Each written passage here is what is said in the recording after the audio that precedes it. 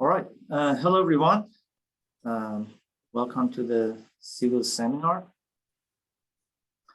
Today, I have the pleasure to introduce Dr. Thomas Wahl, who's going to present an interesting topic, ignored but not forgotten, on appreciated drivers of changes in coastal flood risk.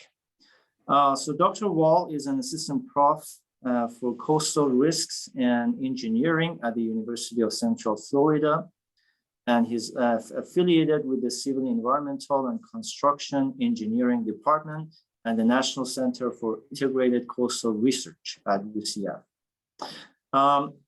He obtained his diploma in 2007 and PhD in 2012 in civil engineering at the University of Siegen, I hope I pronounced it correctly, in Germany. Afterwards, he took a postdoc at the College of Marine Science at the University of South Florida. And before joining UCF in 2017, he was a Marie Sklodowsky Curie Fellow of the European Union at the University of Southampton, UK.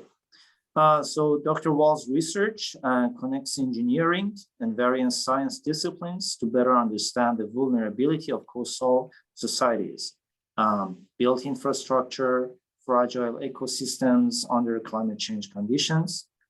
He studies changes in coastal sea levels, in the mean coastal levels, as well as the extreme sea levels, tides, ocean waves, and freshwater flows, and the associated impacts to support the development of adaptation strategies. So thank you very much, Dr. Wahl, for our invitation. And with that, whenever you're ready, please start.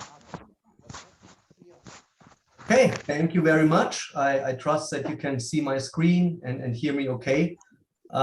Thanks very much for inviting me. It's a great pleasure to give this seminar talk today. Of course, I would have preferred to visit you up north to see some actual winter weather, which I haven't seen in a while since we live in Florida. And the talk, as you've heard today, is about unappreciated drivers of changes in coastal flood risk. So I will try to summarize works that we have done over the last 2-3 years as part of different projects, but the work is connected somehow, and hopefully I succeed in showing you today how these different lines of research that happen individually, funded by different agencies, but at the end of the day, they paint a bigger picture. So when we talk about changes in coastal flooding risk, and we just finished COP26, we just saw the new IPCC report coming out a couple of months ago.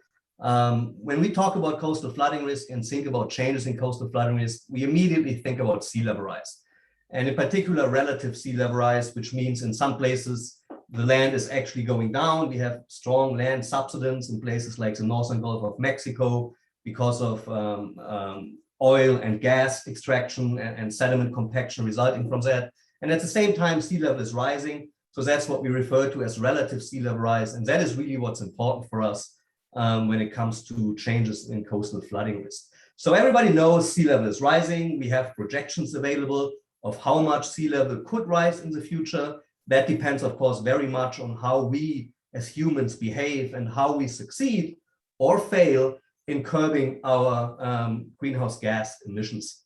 And here on the left-hand side, those are just the most recent projections from the IPCC. You can still see the accepted version that's printed on here. So I just copied that from the most recent IPCC report, where I helped drafting that chapter on sea level. The other thing that is very important when we talk about changes in coastal flooding risk is, of course, how the coast itself changes, how coastal communities are evolving and changing.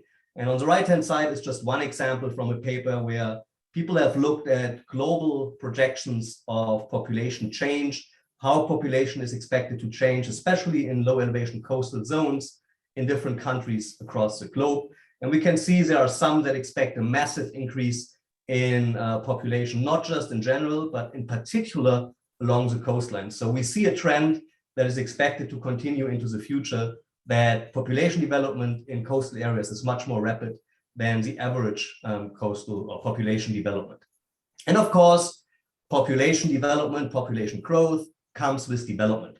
So we are forced to put more infrastructure into places to sustain these growing populations, which means we are putting not just more people, but also more infrastructure into harm's way through this development process. So those are the two very well-known and often discussed aspects that drive changes in coastal flooding risk over time. And they are by far the most important drivers. But there are other things that are quite important, which we often forget. And those are the ones that I really wanted to talk about today and show that they are also quite important in modulating coastal flooding risk at different timescales. This is a figure I like to show in my coastal systems analysis class for students to explain that sea level, the actual water level, when we go out to the beach and we look at the water, the way the water is coming up and down with the waves, and we can also see how the water level changes throughout the day because of the tides. So this water level that we see is actually made up of different components. And these different components of sea level change differently over time. They exhibit natural variability, and they also affected in different ways by climate change or other anthropogenic impacts. So when we talk about sea level rise, we usually talk about how this mean sea level, which is here at the bottom, this is what I consider the base water level. So when we talk about sea level rise, we talk about this base water level going up slowly but steadily over time. To a certain extent, it's a natural process, but to a large extent, it is anthropogenically induced climate change that causes this rise in sea level because of melting glaciers and ice sheets, changes in temperature, density, and so on. On top of the mean sea level, superimposed onto the mean sea level, we have tides. And we all know tides happen on a regular basis. Water level is going up and down once or twice a day, depending on where you are on the planet, whether you are in a diurnal or a semi-diurnal or even in a mixed tidal regime. So these tides can be quite important, and they can change the water level by several meters. The Bay of Fundy is a good example where the tidal range is, I think, 18 meters. So every day we see basically 18 meters of sea level rise and then 18 meters of sea level fall.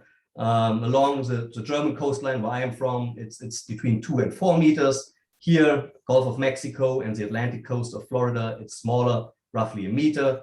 The Baltic Sea, for example, doesn't really see any tidal fluctuations. It's very small. It's the same for the Mediterranean. But in most places, these tides play a very important role, and it makes a big difference whether a hurricane makes landfall at high tide and the storm surge, which is here superimposed onto this tide, whether the storm surge happens at high tide or whether the storm surge happens at low tide. And this is really just random and pure luck if a hurricane strikes and it happens at low tide, and especially in places with large tidal range, we probably wouldn't expect too much of an impact, but the same hurricane making landfall a few hours earlier or later could cause very destructive flooding. And then we have waves acting on top of the storm surge, leading to wave setup and wave run-up, which are also quite important, especially when we think about coastal erosion. What I want to talk today about is mainly tides, how tides can change over time and what that means for coastal flooding risk, focusing here on the US coastline.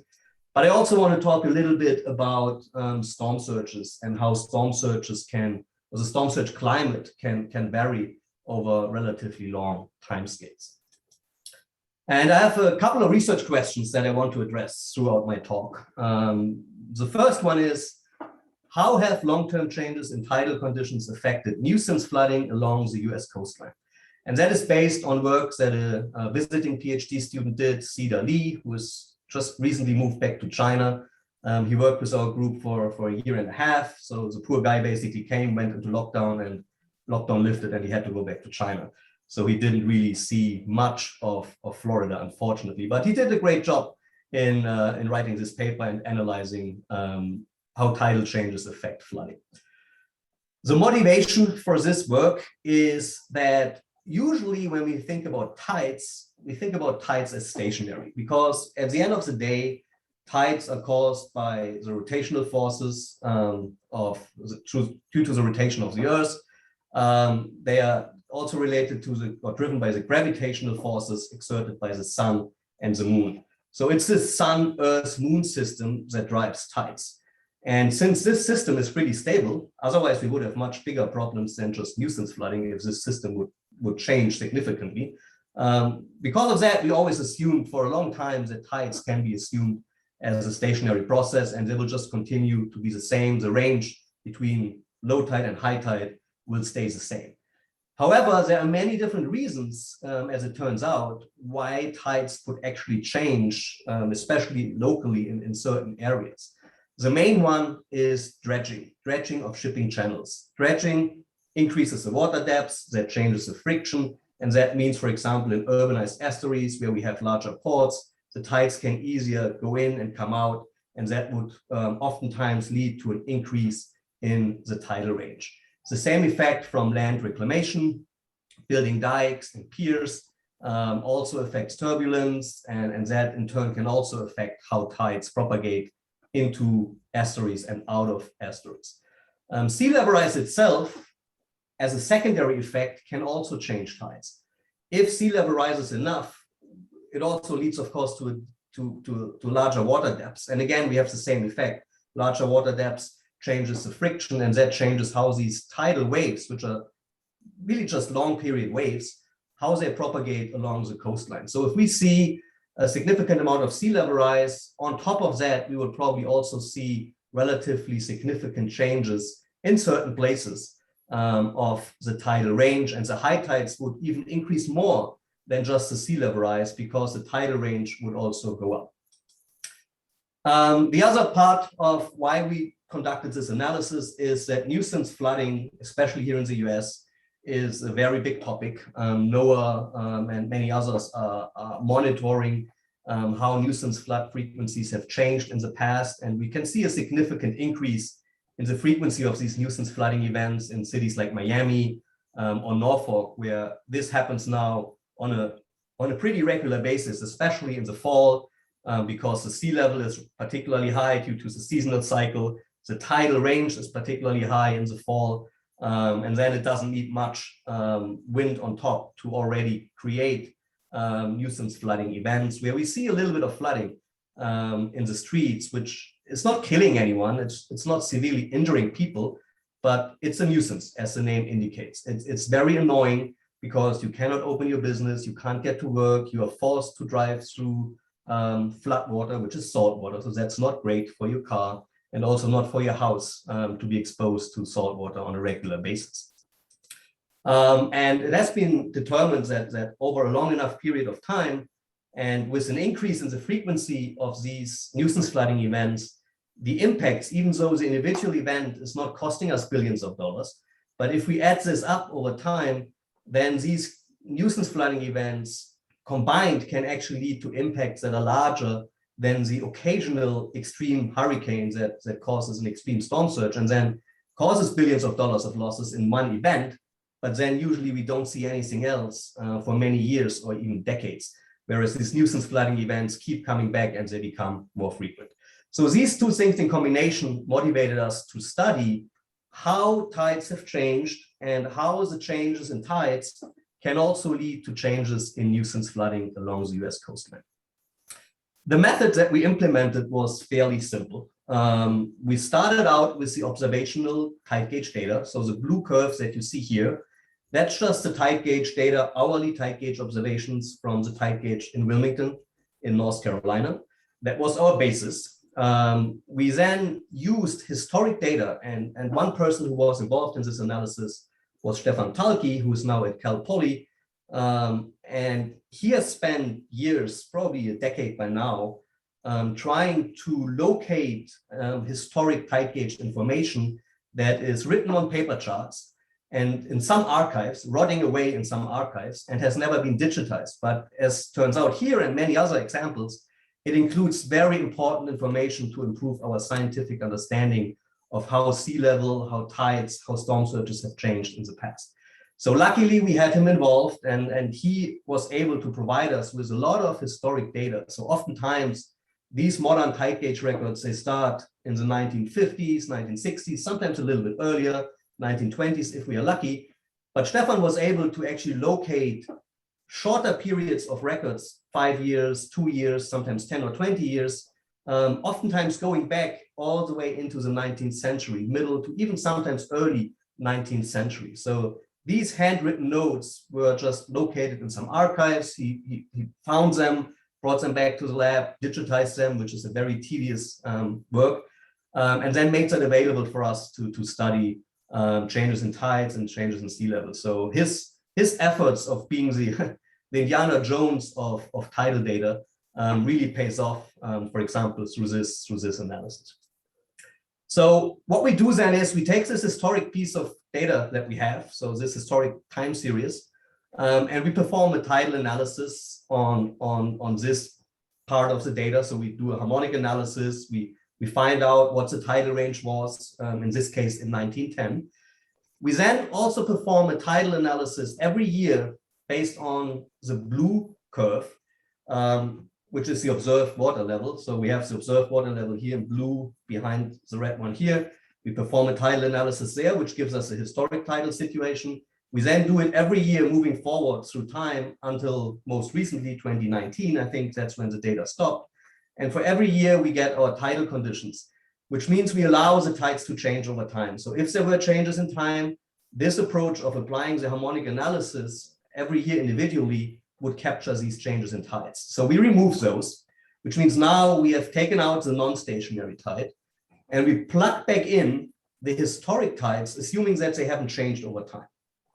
So we basically turn this blue curve here, which is the actual observed water level, into a synthesized time series, which includes the historic tidal situations.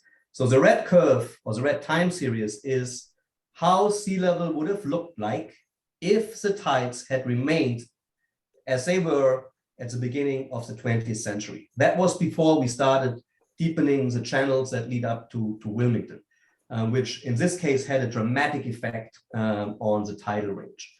And we also know this horizontal black line here, that is the assumed threshold.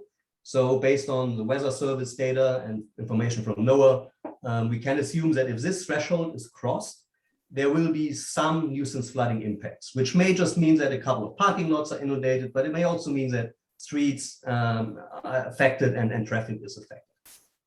So when we compare this horizontal black line with our blue time series, we can see the blue time series crosses this black line very, very often. So we see many, many instances where this minor flooding threshold, as we usually refer to it, is exceeded. The red line, on the other hand, also exceeds it, but by far not as often.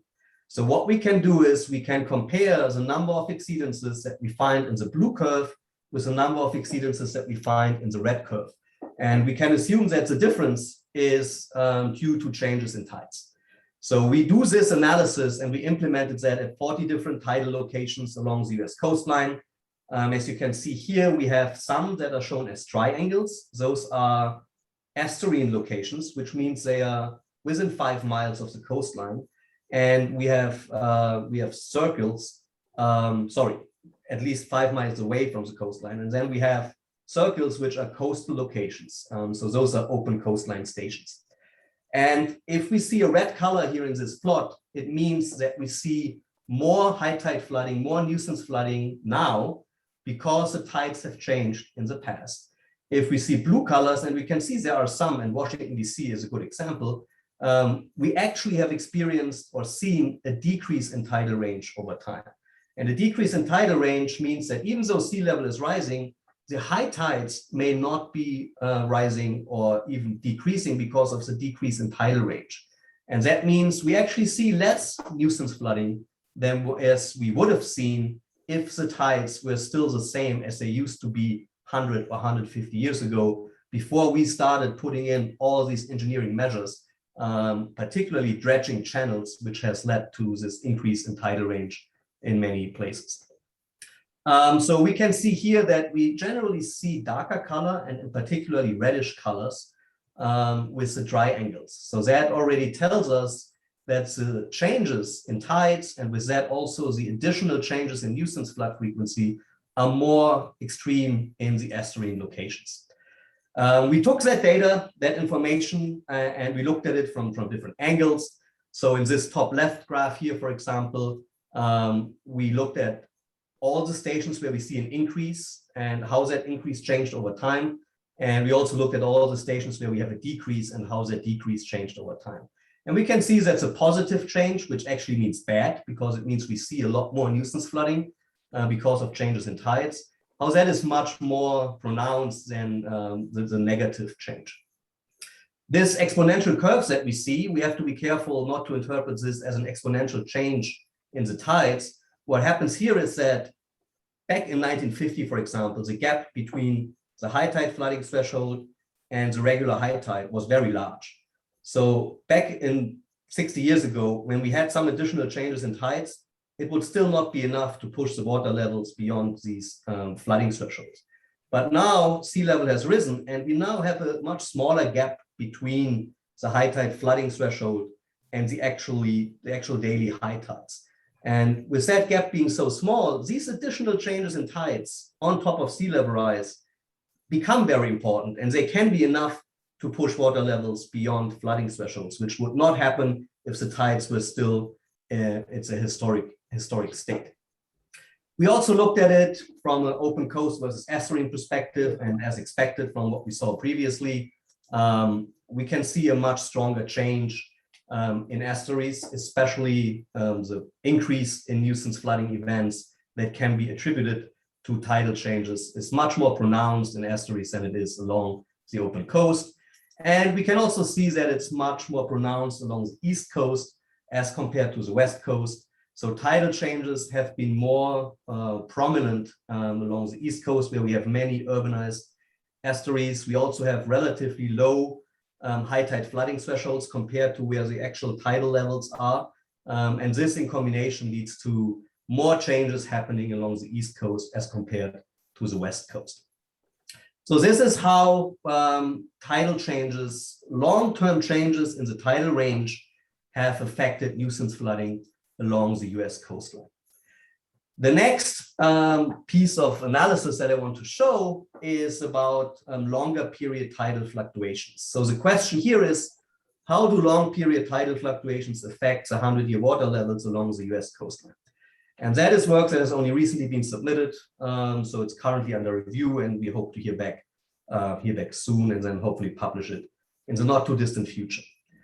So when we perform extreme value analysis, what we usually do is we have observational data, like a time series of water levels from a tide gauge. We then pick extreme events. We oftentimes use the annual maximum approach. So instead of using the hourly data that we worked with before, we now only pick the highest values in each year. And then we fit some distribution to that data. If we focus here on breast, if you look at the purple, that would be the fit of a Gumbel distribution to the data. And the data is shown in black crosses. So we can see here the Gumbel distribution is not a great fit to that data. But it is, for example, in Fremantle and San Francisco, and also Stockholm and Tokyo is okay-ish. So what we usually get is we get one distribution, and we can use different techniques. That's what we are showing here. That's from an older paper that I published in 2017. We can also use peaks over threshold, where instead of using only the annual maxima values, we use all the values above a given threshold. And then we fit a different kind of distribution, in this case, a Pareto distribution, to the resulting extreme sample. And oftentimes that provides a better fit. But at the end of the day, we still only have one distribution. And that distribution helps us relating water levels to return periods. And that is what we need as engineers for coastal design, for example. If we want to build a seawall that should withstand the 100-year storm surge event, then we can use these return period plots to figure out what the actual water level is that is associated with a 100-year return period, and that will help guiding our design process. And then, of course, we should factor in sea level rise and future changes as well. But at the end, we have this one distribution. Now, what's happening with the long period tides is that in addition to the tides going up and down every year, and this is an example here for Fremantle, we also have what we call the nodal tidal cycle. That nodal tidal cycle has a very long period of 18.6 years. And we also have a perigean tidal cycle that has a period of 4.4 years. So as you can see here in Fremantle, if we look at the high tides, The high tides are 10 centimeters roughly higher, for example, in 1970, as compared to late in the 1970s, 1979, 1980. And this is because of the nodal cycle. So this nodal cycle leads to a modulation in the high tides with a period of 18.6 years and an amplitude that varies depending on where you are on the globe. And not shown here, but existing in many other places, we have a pretty prominent 4.4-year long cycle. So that indicates actually that flood risk is changing on a regular basis every 18.6 years just because of the nodal cycle. And this is not captured if we only have this one distribution fitted to our data. So what we try to do here is we use the different method, and I don't want to go into the details, the skew search joint probability method. What it basically does is it takes all the storm surge data that you have and it combines them with tidal information from individual years. So by doing that, we get distributions for every year, accounting for the different tidal conditions. And we can see how the 4.4 and 18.6 year cycles in combination, how they modulate this 100-year water level and how this 100-year water level goes up and then it goes down. So what's a 100-year water level today might be 20 centimeters higher or lower, what a 100-year water level is 10 years from now. So 10 years from now, the chance of seeing flooding might be increased or decreased just because of these modulations of the tides. And you can see here the range is relatively large, for example, in Cristobal and Fremantle, not so much here at this tide gauge in Japan. And what we did is we performed this analysis at a number of tide gauges across the globe, and we tried to look at what is this range and what is the amplitude of these modulations in the 100-year water level that is a result purely of these 18.6 and 4.4-year tidal cycles. And we can see that in many places, the amplitudes are in the order of 10 centimeters or even more, which means the absolute range from minimum to maximum is actually twice as large and can go as far as 40 centimeters in certain locations. And 40 centimeters, that's a big change. That's the sea level rise that we expect to happen, hopefully over the next 50 to 60 or 70 years, depending on the greenhouse gas emissions. So we are seeing, again, sea level rise effects on a pretty regular basis. This map here at the bottom just shows the difference between where the nodal cycle is more important, the 18.6, and where the 4.4 year is more important. If it's green, it means the nodal cycle dominates, like here on the US East Coast. And if it's red, it means the 4.4 year cycle is more important here in Europe, for example. Now, what that means, and I mentioned that before, flooding risk is changing on a pretty regular basis because of these tidal modulations. And here for South San Francisco Bay, we just used a simple static inundation model.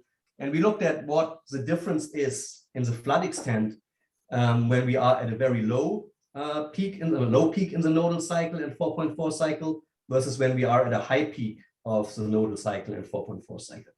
And you can see that there are many areas, and especially here, South San Francisco Bay, Apple and other big companies have headquarters. So it's a intensively developed area. So this difference in the flooding map that we are looking at here means it includes many more houses, many more people, and many more assets.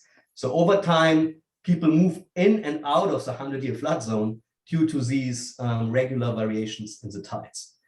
And this regular variation part is actually quite important because it's really good news for us, because tides, these 18.6 and 4.4 year cycles are perfectly predictable. So we know exactly when the last peak happened, which we are showing here at the top, or when the next peak will happen if it's very soon. So yellow means we just had a peak. If it's a diamond, if it's a yellow circle, it means we are very close or actually at the peak right now.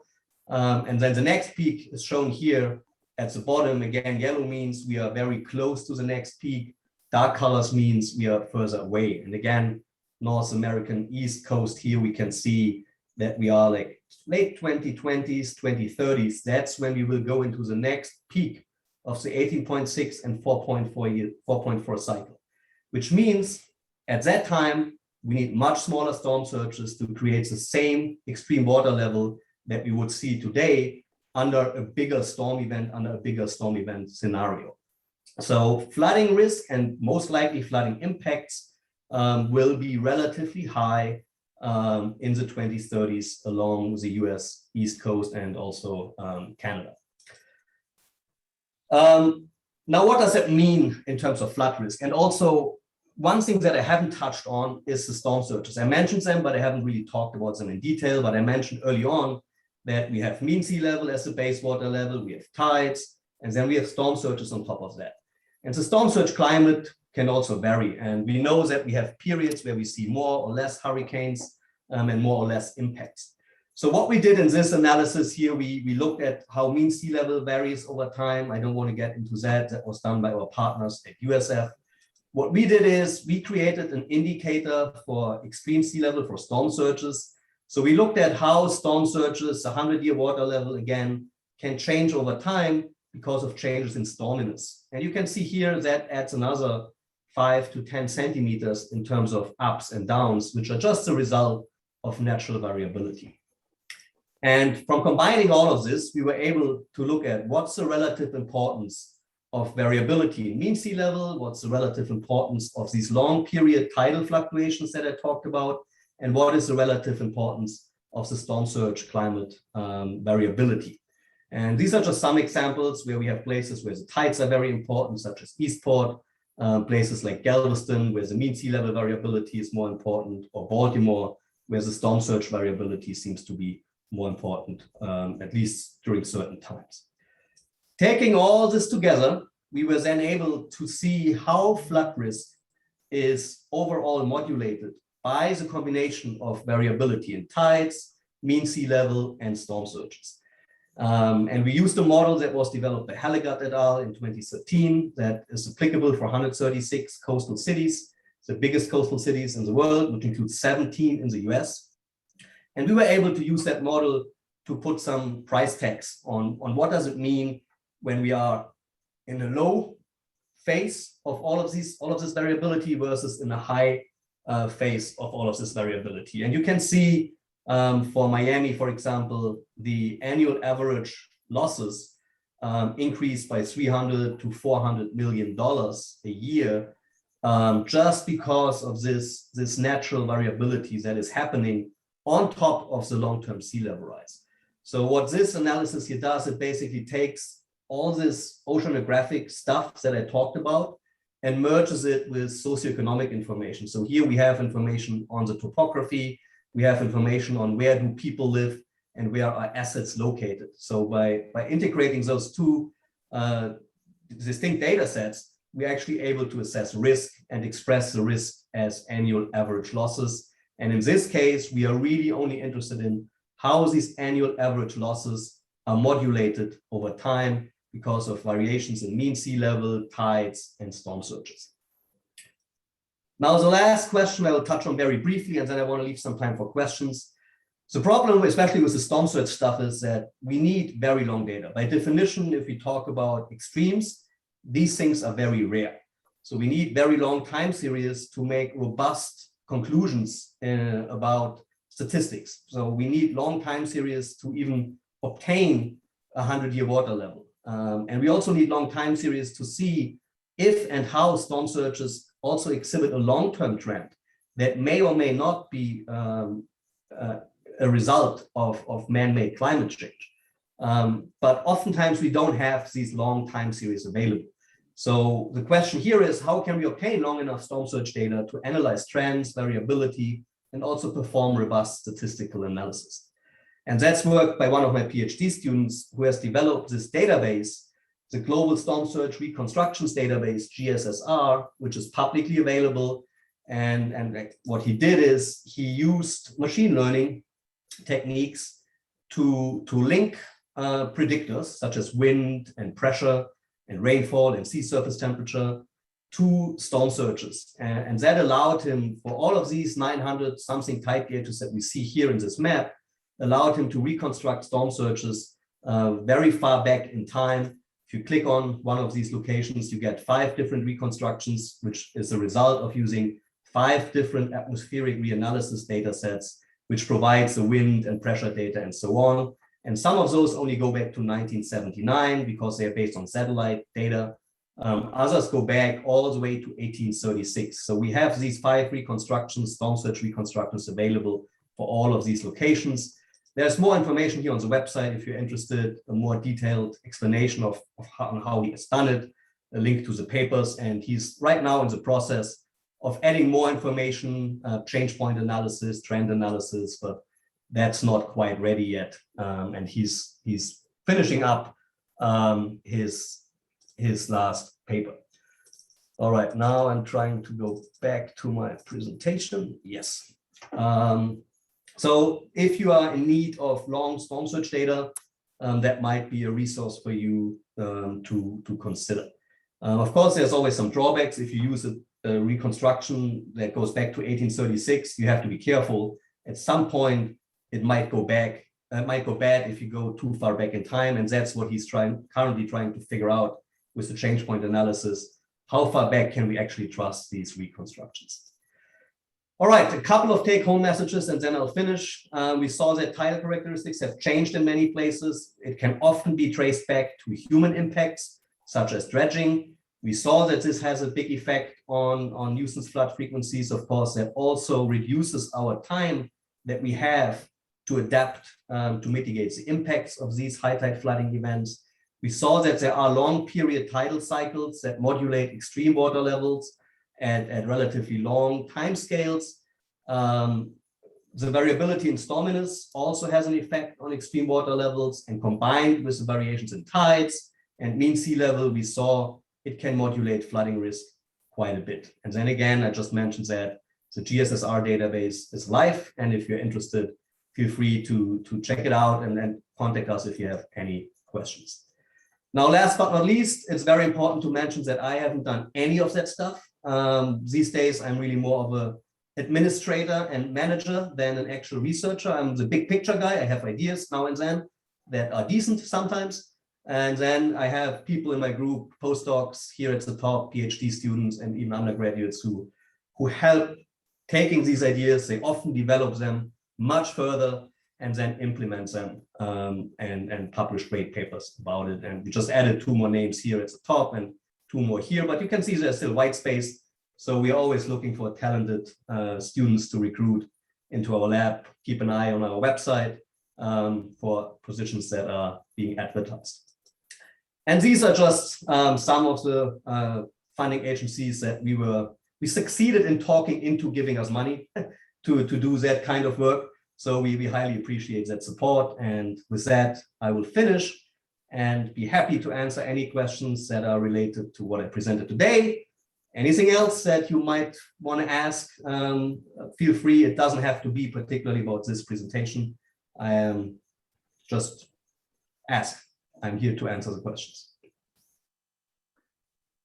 Thank you very much, Thomas. Very interesting talk. And covering these different aspects of coastal flooding and different components that can contribute to that. Thank you for that. So, so you can ask questions using the chat window, or you can just go ahead and unmute yourself and ask. Either case would work. So one question I have is, in your study of tides, tidal effects on no-sense flooding, and you showed some of the locations they had decrease in trend. Do you think that was partly because of improvements in the flood mitigation, like seawalls, etc., levees being constructed? So building levees and seawalls definitely has an effect on tides. And there is this one case of Washington, D.C., where we haven't really figured out yet why the tidal range has decreased so much in D.C. Now, the D.C. tide gauge is pretty far upstream in the Potomac River, so it also is pretty heavily influenced by river discharge.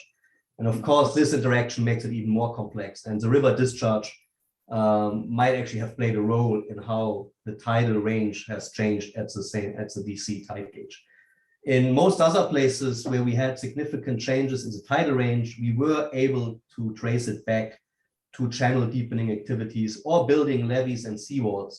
So oftentimes it is stuff that we did 100 years ago, engineering work that was implemented in the early mid 20th century, which is now basically coming back and bite us because we have these unintended consequences of changes in the tides, which wasn't a big deal back then because sea level rise didn't exist.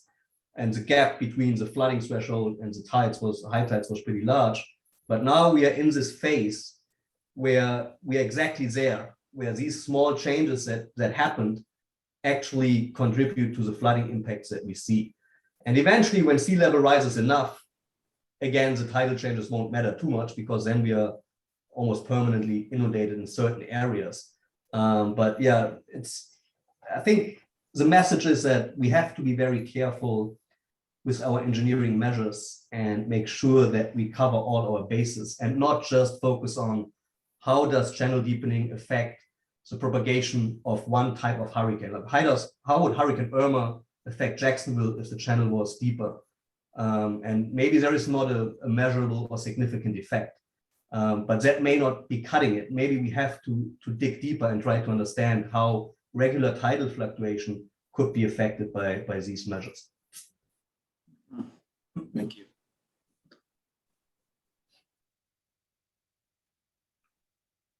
So we have time for questions. Yeah. Thank you, Dr. Wahl, for your nice presentation. It was quite informative. I just have one question about the range that we talked about, the range of the tide.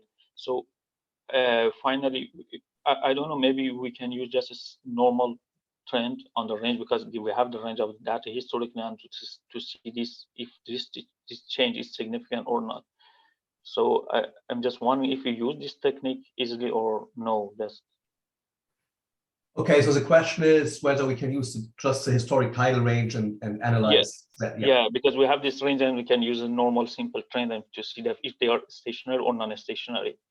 Exactly. I mean, that is really the starting point of all of that, to calculate the tidal range on a year-by-year basis, for example. And there are a couple of papers out there where people have done that at a global scale to identify places where the tides have changed in the past. And we knew the hotspots along the US coast where the tides have changed in the past. The new aspect that we wanted to bring into the picture here is how does that affect high tide flooding? So for that, we then had to approach it a little bit differently and remove these non-stationary tides and plug in a stationary tide, which again is a very, very simple approach, but it provided some very interesting insights on how these trends in tides have affected flooding risk. Yeah, actually, what I thought was that because the range of the tide is because of the astronomical forces, and when we see that some changes in the tidal range, so does it mean, can we conclude that this is because of the change in the astronomical forces or no? Well, I think the astronomical force effect is very small. In some places, we will probably already see a relatively stronger effect compared to other places, just due to sea level rise. In places where we had pretty rapid sea level rise and pretty rapid land subsidence, we have a relatively large change in water depths already. So in these places, I would expect some of these tidal changes being the result of the sea level rise that we have already seen. But again, that effect would be relatively small compared to the larger effects that we see from any kind of changes to the bathymetry and topography. And in some cases, it's obvious, like Wilmington. We had also historic information about when the channel was deepened and how. And you could really see how the tidal range followed these deepening activities. In other places, it's a bit more tricky because we just may have put in a jetty or a small seawall 50, 60, 70, 80 years ago, and there's not much information about that available. We can see the change in the tidal range, and we can conclude that it's likely because of some measures that have taken place, but directly linking it can be quite tricky. So I wouldn't always directly conclude if I see a change in tidal range that it was because of dredging. it's quite likely that anthropogenic impacts played a role, but there are different types that can have played a role. Yeah, thank you. And my last question is that in your analysis, you used both GEV and GPD method. So the question is that what threshold you use for GPD method, and in that case, like if you use a GPD method, you have dependencies in time series. So how did you deal with these dependencies in the time series? Good question. So this result that I showed here was a global analysis. So for the global analysis, we tested different thresholds, starting with, I think, 99th percentile and then going up to 99.9th, I think. In the end, I believe we settled on the 99.5th percentile, but that's really for the global analysis that we wanted to do. Locally, you will probably find that the threshold has to be changed quite a bit depending on the local characteristics that's driving the shape of your distribution and also how the data behaves. We then used, I think, a 3-day separation window to make sure or assume that the data has become independent, and we are now fulfilling the criteria to apply these extreme value methods. Now, again, if you are focusing on one specific location, I would definitely not recommend just saying, okay, Dr. Wahl said the 99.5th is okay from his global analysis and 3-day separation criterion works. If you analyze the data properly, you will find the appropriate threshold. You know, there are different techniques available that help us identifying an appropriate threshold for the GPD analysis. And there are also ways to find a reasonable separation criterion that is tied to the typical storm lengths in your area. Yep. Thank you very much. Thank you very much. There is a question on the chat. Hi, could you give us a big picture of how much is the rate of sea level rising in next decades? So for the last, sea level rise really, and that's something I tell my students, when you mention sea level rise and you say sea level has risen by 2 millimeters per year, you have to put a time period as well. Because if we look over the last 100 years or 150 years, sea level has risen 1.7 millimeters per year. If we look over the last 15, 20 years, it has risen 4 point something millimeters per year. And that's the global average. There are places that have seen 8 or 9 millimeters of relative sea level rise because of the land subsidence. And then there are places like Sweden where we have land uplifts. They used to have big glaciers on top. After the last ice age, all this weight is gone, and due to the elasticity of the Earth's surface, it bounces back. So in Sweden for now, they can actually lean back and enjoy sea level rise because the land is rising faster than sea level is. For now, it'll probably pick up relatively soon. Now, as far as projections go, I mentioned the projections that we have are getting better. The uncertainties, at least we understand the uncertainties now. Before, we didn't even know what the uncertainties really are. They are still pretty wide, especially for the end of the century. But for the next 20, 30 years, if you look at the scenarios, especially the global mean scenarios, they don't diverge too much. So I still wouldn't want to give a 10 or 20-year outlook of how much sea level is going to rise, because I know that's going to come back and bite me, because it's definitely going to be wrong. But we are working hard and part of the NASA sea level science team. And one of the big goals is to provide near-term projections that are usable by stakeholders for engineering purposes, for example, where we are more concerned about coastal management timescales of 10, 20, or 30 years, and maybe not what's happening in 2100 or 2300. So that's definitely something that is being worked on, and there are different angles that one could take to develop these shorter term projections. Great, thank you very much. So it's 2:20 already. I'm just going to ask one last question, if you don't mind. So regarding your data set, that's for the historical period, I guess, using the reanalysis data. Do you have any plans to extend it into the future, use climate models? And is it at all possible? Are they reliable to generate the future storm surge? It's definitely possible, because, especially because we're using this machine learning approach, we don't have to run a full hydrodynamic model, which people are doing now also at the global scale, but it still takes a lot of computer power to do that. Now, with these machine learning tools, once they are set up and trained, they are pretty efficient. And indeed, the goal initially was to project this also into the future. That's the project that was funded by NASA.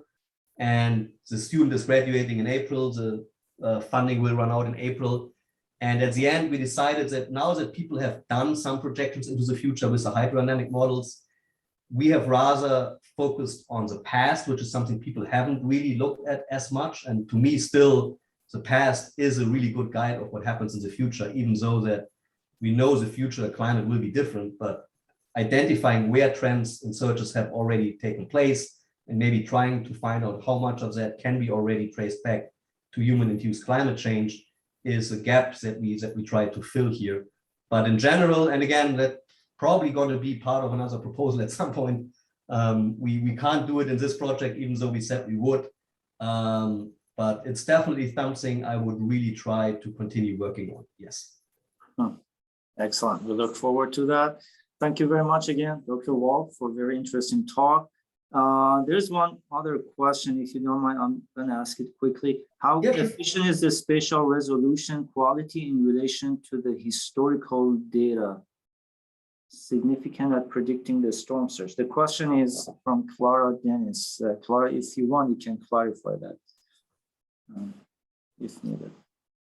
Yeah, I think I get, so the question is about the spatial resolution of the reanalysis products, I guess.